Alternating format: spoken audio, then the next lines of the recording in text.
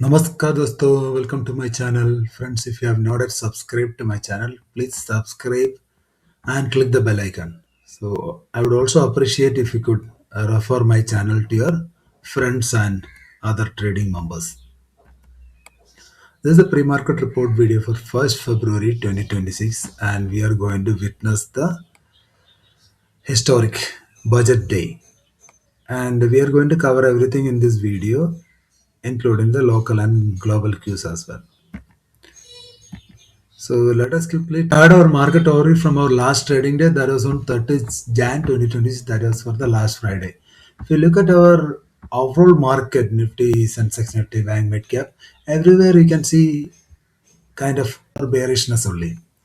And Nifty tried to recover many a times, but it couldn't sustain at the higher levels. Heavy selling pressure from pros and FAS continuously bringing the market down. चलिए हम लोग अपने chart में जाके discussion को आगे बढ़ाते हैं और कल के लिए हमें क्या ध्यान रखना है। तो निफ्टी का चार्ट है, मैं 5 मिनट्स टाइम फ्रेम यूज कर रहा हूँ। निफ्टी अगर क्लोजिंग आप लोग देखेगा तो निफ्टी का क्लोजिंग हुआ एग्जैक्टली 10 डे में के पास ही हुआ है। इसमें ज़्यादा कुछ ध्यान रखने की ज़रूरत नहीं। जैसे ये 50 EMA तोड़ते हैं तो आपको 200 EMA तक ड्रैग करते हुए देख सकते हैं। 200 EMA टूट गया तो बिंदास शॉर्टिंग के लिए आप रेडी हो जाना। तो सेफ प्लेस शॉर्टिंग के लिए जाना है 25,280 के नीचे शॉर्ट के लिए रेडी रहना। आपको 25,100 इवन 25,000 भी दिख सकते हैं, क्योंकि अभी एफनो डाटा हम लोग चेक करेगा तो अब पता चल जाएगा। बहुत ही बेयरिश डाटा बना हुआ है। लॉन्ग के लिए मेरे हिसाब से आपको 370 के ऊपर ही लॉन्ग के लिए सोचना। तो रेंज थोड़ा बड़ा है तो सेफ ट्रेडर फालतू में इसमें कूदना अच्छा नहीं है। बजट को होने दो, बजट में अगर कुछ पॉजिटिव है तब जाके अपना मार्केट मूव करेगा। तो ये मूव था, एक ही मूव था जो फ्राइडे के दिन हुआ था। तो हमारा डिस्कशन बहुत ही क्लियर था। एक बार मैंने बोला 260 के ऊपर आप लॉन्ग कर सकते हैं और मैंने क्लियरली बोला सेफ प्लेस 300 के ऊपर ही लॉन्ग करना। जिन्होंने भी लॉन्ग किया हमारा टेलीग्राम ग्रुप में उनको अच्छा खासा प्रॉफिट मिला होगा। हमेशा क्या है, stock market is all about patience. अगर आपका पेशेंस नहीं है आप 100% लॉस में चला जाएगा। पेशेंटली मौका का इंतजार करना, अगर मौका मिल गया तब जाकर ट्रेड करना, मौका नहीं मिला कोई आप घर वापस आएंगे। This is like you are taking something to the market like the live market. मतलब बाजार में कुछ सामान बेचने जाते हैं। मान लो आपका प्राइस है, आपका जो सामान का प्राइस है 100 रुपीज़, लेकिन वो 100 रुपीज़ खरीदने के लिए कोई है नहीं है। सब लोग बोल रहे हैं 50 में दे दो, 70 में दे दो। क्या आप देगा? जब तक वो 100 के ऊपर आपको प्राइस नहीं मिलते आप उसको बेचेगा नहीं। अगर कुछ सेल्स नहीं हुआ तो आप उसको लेकर घर वापस आएंगे, फिर आप ट्राई करेंगे। स्टॉक मार्केट भी वैसे है। अगर मान लो आपका एंट्री का पॉइंट मिला नहीं तो फालतू में ट्रेड करके क्या फायदा। चलिए बैंक निफ्टी में भी हम लोग देखते हैं। बैंक निफ्टी में ज़्यादा देखने के लिए कुछ है नहीं। ये 200 EMA के नीचे जा रहे हैं तो ये बेरिश नज़रिए से देख लेना।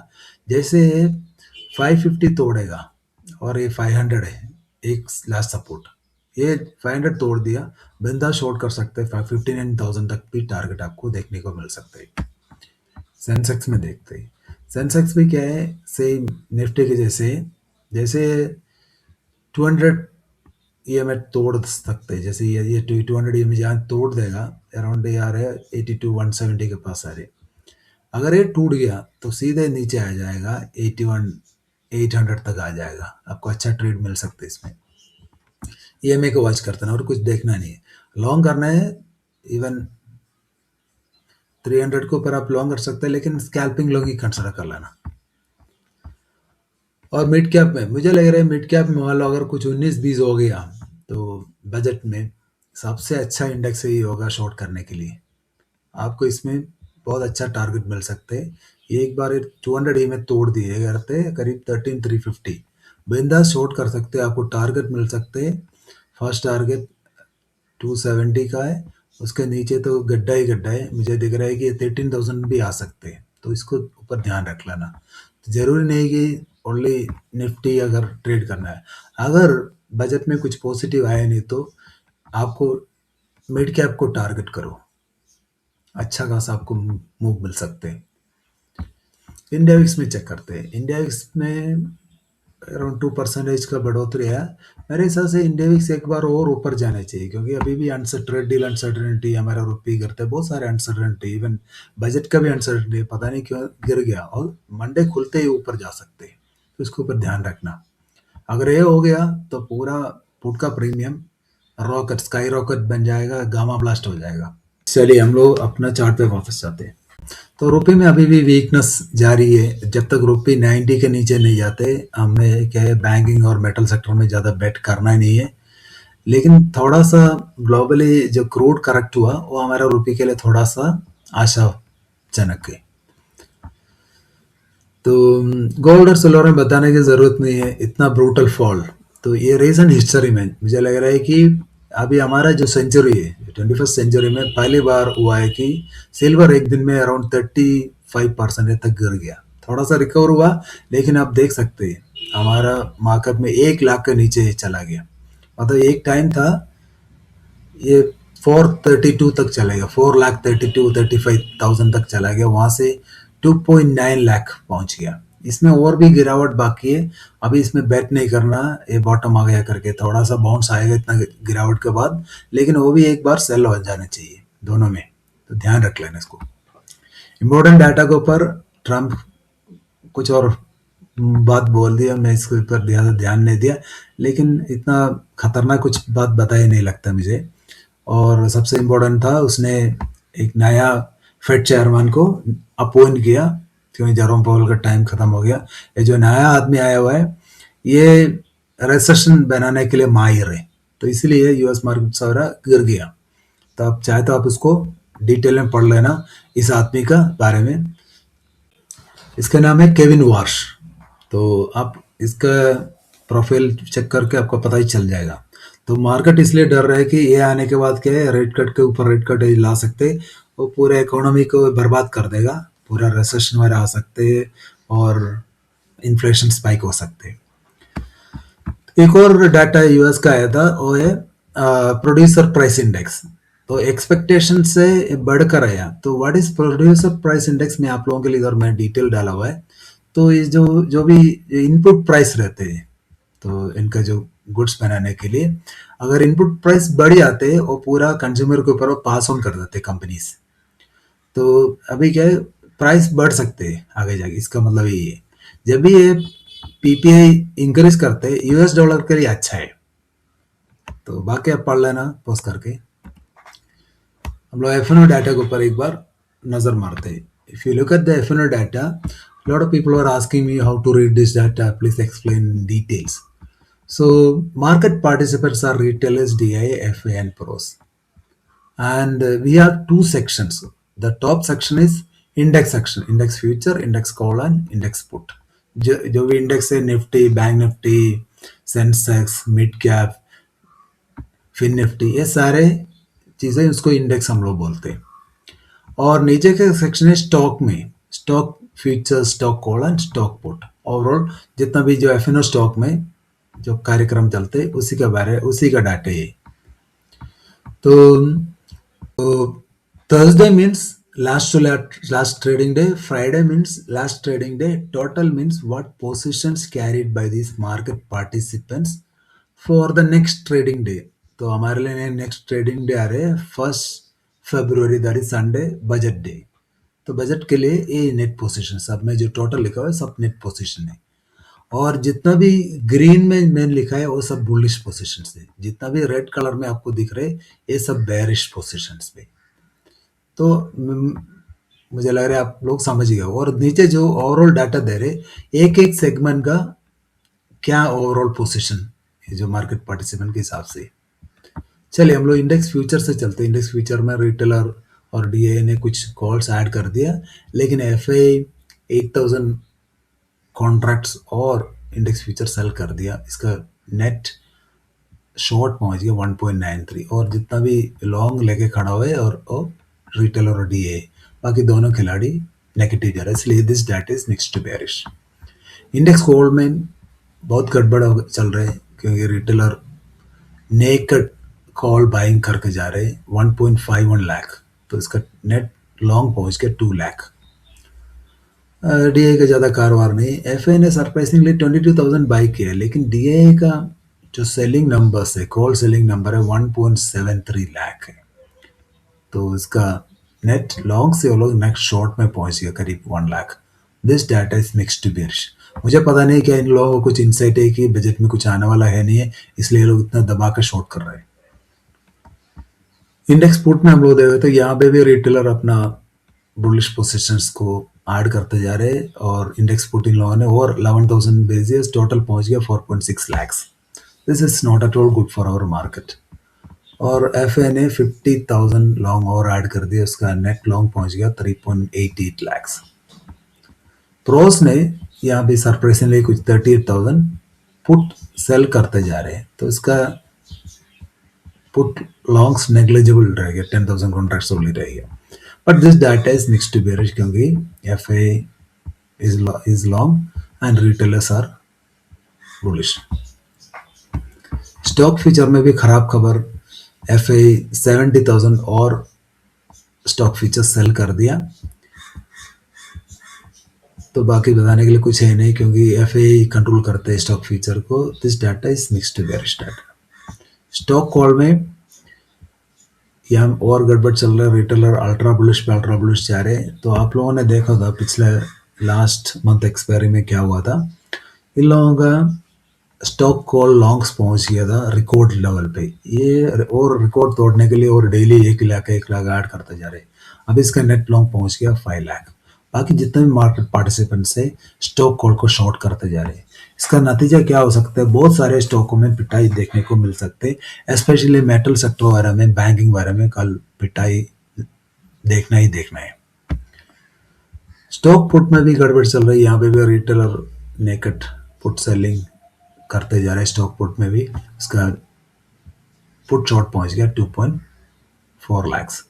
बाकी जितना भी मार्केट पार्टिसिपेंट्स है वो सब स्टॉक पुट लॉन्ग लेके जा रहे हैं, सब बेरिश है, खाली रिटेलर ही बुलिश है। This data is also ultra bearish. So if you wanted to conclude in FNO summary, retailers are ultra bullish in stock and index options. FA mixed to bearish in index options and mixed and ultra bearish in stock options. Pros mixed to bearish in index and stock options. Overall data is negative क्योंकि retailer का ultra bullish position है। Cash market का data देगा तो you can see some surprises here. DAI after a long sold around 600 crores, तो पहली बार ये net seller बन गया इस महीने में। मुझे लग रहा है इस महीने क्या है, इस साल में या पिछले 2-3 महीने के अंदर आप लोग देखेगा तो DAI का पहली बार वो लोग सेल करते जा रहे हैं। FA ने 2251 करोड़ का बाइंग किया, और बाकी जितना भी सेलिंग किया प्रोस और रिटेलर ने किया होगा। Technical view and outlook for Sunday. So Nifty watch the level 25,300। अगर एक बार 25,300 टूट गया तो 25,200 तक एक बार आएगा। अगर ये भी टूट गया तो गड्ढा ही गड्ढा नीचे। लॉन्ग के लिए 25,370 के ऊपर ही लॉन्ग कंसिडर करना। First target 430। अगर बजट में कुछ पॉजिटिव आया तो वहां से एक रैली करेगा 25,550 सब शॉर्ट कवरिंग के ऊपर शॉर्ट कवरिंग जाएगा। निफ्टी शॉर्ट्स 20 और 50 MA के नीचे शॉर्ट कर लेना। पीसर अभी भी अच्छा दिख रहे हैं। बैंक निफ्टी में 59,550 के नीचे आप शॉर्ट कर लेना, आपको टारगेट 59,200 तक मिल जाए। एक बार 59,350 टूट गया तो एक वाटरफॉल की तरफ बैंक निफ्टी टूट सकते हैं, इसको ऊपर नजर रख लेना। लॉन्ग के लिए 59,700 के ऊपर ही लॉन्ग कंसिडर करना, आपको 60,000 तक टारगेट मिल सकते हैं। बैंक निफ्टी 59,500 एक बार तोड़ दिया तो इसमें हेवी बेरिशनेस आ जाएगा। पीसीआर अभी भी अच्छा दिख रहा है। Sensex 82,200 is the level, make और ब्रेक लेवल। अगर एक बार ये लेवल टूट गया तो 82,000 फॉलोड बाय 81,800। अगर 81,800 टूट गया तो 81,000 तक आ सकते हैं। लॉन्ग्स के लिए 82,300 के ऊपर ही लॉन्ग कंसिडर करना, 82,500 82,800 तक मिल सकते हैं। सब हमारा बजट का कुछ पॉजिटिव न्यूज़ है, इसी के ऊपर ही बुलिश ट्रेड ले लेना आप। मेजर रेजिस्टेंस 82,800 है, इसके ऊपर शॉर्ट कवरिंग आ सकते हैं। पीसीआर अभी अच्छा देख रहे। मिड कैप में 13,400 का नीचे शॉर्ट कर लेना, आपको बहुत अच्छा टारगेट इसमें मिल सकते हैं। Depends on budget. लॉन्ग के लिए 13,450 के ऊपर ही आप लॉन्ग कंसिडर करना, 500 550 तक टारगेट मिल सकते हैं। मिड कैप एक बार 13,350 तोड़ दिया तो इसमें भी हेवी क्रैश आ सकते हैं। पीसीआर इसका ओवरसोल्ड ओवरबोट टेरिटरी में, तो इसमें एक गिरावट बाकी है अभी। The tone likely to be bearish as FNO data is more inclined to negative side. Global cues are negative, but our market could ignore global cues due to the budget. Strategy: go with the market and avoid longs if nothing is positive for the market in the budget. जब तक budget में कुछ positivity नहीं आती अब इसमें long नहीं जा सकते, डाटा पूरा नेगेटिव है। बजट जो अनाउंसमेंट तक मार्केट ये लोग गिरा देगा इसमें मुझे ऐसे लग रहा है। हम लोग कुछ बजट स्पेशल सेक्टर्स को भी हम लोग चेक कर लेते हैं। तो these are the sectors should be in focus, and in जो सेक्टर में अगर मान लो इसका कुछ पॉजिटिव बजट में कुछ अनाउंस हुआ तो ये सारे सेक्टर के ऊपर आप चेक कर लेना। तो इंफ्रास्ट्रक्चर एंड कंस्ट्रक्शन हो सकता है गवर्नमेंट का जो इंफ्रास्ट्रक्चर स्पेंड है वो बढ़ते रहेगा, so this will be benefiting the infrastructure, cement and construction company, material companies. एक और डिफेंस में सबको उम्मीद है कि डिफेंस एंड स्ट्रैटेजी इंडस्ट्रीज का जो अलोकेशन बढ़ा देगा। अगर ऐसे हो गया तो defence manufacturing like shipping, aerospace, उन सब सेक्टरों में अच्छा खासा तेजी देखने को मिल सकते हैं, तो आप इसके ऊपर नज़र रख लेना। तो railways and core public sector हो सकता है जो रेलवे का जो मॉडर्नाइजेशन और पब्लिक इंफ्रास्ट्रक्चर प्रोग्राम से अगर मान लो रेलवे के ऊपर कुछ अच्छा बजट एलोकेशन हुआ तो रेलवे स्टॉक से जितना भी आरवीएनएल वगैरह है, आईआरसीटी वगैरह सब भागते हुए देखने को मिल सकते हैं। Energy and utility, oil gas companies investor interest इसमें दिख रहे हैं। एनर्जी एंड सिक्योरिटी से पॉलिसी प्रायोरिटी, अगर मान लो इसमें कोई पॉलिसी चेंज वगैरह आते हैं वो पॉजिटिव हुआ तो एनर्जी एंड यूटिलिटी सेक्टर भी भागते हुए देखने को मिल सकते हैं। तो ऑटोमेटिव एंड ईवी इकोसिस्टम में अगर मान लो कुछ इलेक्ट्रिक व्हीकल का कुछ इंसेंटिव वगैरह का कुछ बातें चल रही, तो अगर चार्जिंग इंफ्रास्ट्रक्चर वगैरह में अगर मान लो गवर्नमेंट इन्वेस्टमेंट वगैरह करना चाहते हैं तो ये सेक्टर भी भागते हुए देखने को मिलता है। हेल्थ केयर एंड फार्मास्यूटिकल में क्या है, अगर कुछ बजट में कुछ अलोकेशन अगर इसके लिए कुछ सपोर्ट, इनका सपोर्ट में कुछ ये लोग करते हैं, अगर कुछ भी बातें चलते पॉजिटिवली तो ये सेक्टर को ऊपर भी आप ध्यान रख लेना। Textiles, chemical and export oriented sector का भी क्या है, जो टैरिफ की वजह से ये सब गिरा हुआ है। मान लो इनके लिए इनका सपोर्ट में अगर कुछ गवर्नमेंट कुछ भी बोलते हैं तो ये बहुत आशाजनक है, इन सारे सेक्टरों में आपको एक रैली देखने को मिल सकती है। Finally technology and IT sector में क्या है, तो अभी हमारा जो डाटा सेंटर वगैरह बन रहे हैं, क्योंकि डिजिटल इंफ्रास्ट्रक्चर वगैरह अगर ऐसे कुछ बातें चल रहे हैं, अच्छा एलोकेशन हो रहे हैं, तो इन सेक्टरों में आपको तेजी देखने को मिल सकते हैं। तो what investors are watching, analysts and traders are particularly looking defense, infrastructure, PSU energy firms, autos, EV linked, healthcare and manufacturing stocks. तो ये सब सेक्टर में आप ध्यान रख लेना। बजट में मान लो इसके जो सेक्टर हमने बात किया, अगर उनका सपोर्ट में कुछ भी बात आ जाते हैं उनसे, तो ये सारे सेक्टर्स का स्टॉक्स आपको रैली करते हुए देखने को मिल सकते हैं। चाहे तो आप उसका future and options, in sector में जो भी सेक्टर में पॉजिटिव बातें चल रहे, अगर पॉजिटिवली उनका बजट एलोकेशन हो जाते हैं तो आप उन सेक्टर में ध्यान रख लेना। बाकी इंडेक्स वगैरह को छोड़ देना, जो भी सेक्टर में पॉजिटिवली इम्पैक्ट हो रहे उसी सेक्टर का स्टॉक को आप ध्यान रख लेना। जैसे डिफेंस सेक्टर में, अगर डिफेंस सेक्टर में अच्छा कुछ बात हुआ तो HAL, BEL वगैरह के लिए ये सब अच्छा है, तो उन सेक्टर के ऊपर ध्यान रख लेना। If you look at the global markets, you can see global US markets cross negative. At one time it was in deep red, but PPI data आने के बाद थोड़ा सा रिकवरी हुआ, गिफ्ट निफ्टी भी 45 पॉइंट्स नेगेटिव दिख रहे। ये सब इन सब पे आप ध्यान नहीं रखना, क्योंकि हमारे लिए सबसे महत्वपूर्ण इवेंट है बजट। तो बजट का पॉजिटिविटी और नेगेटिविटी के हिसाब से हमारा मार्केट रिएक्शन देगा। So wish you all a very good trading day. Thank you guys, and that's all in this video. Please like and subscribe to my channel. Also come and add your comments. Thank you. Bye.